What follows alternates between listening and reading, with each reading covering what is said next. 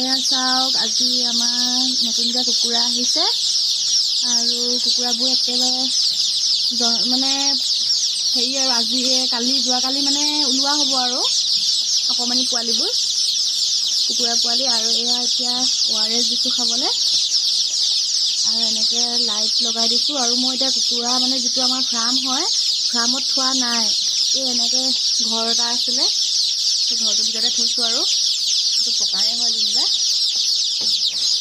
আৰু ইয়াতে কেইদিনমান থ'ম, মানে ঠাণ্ডাটো বেছি আছে যে সেইকাৰণে।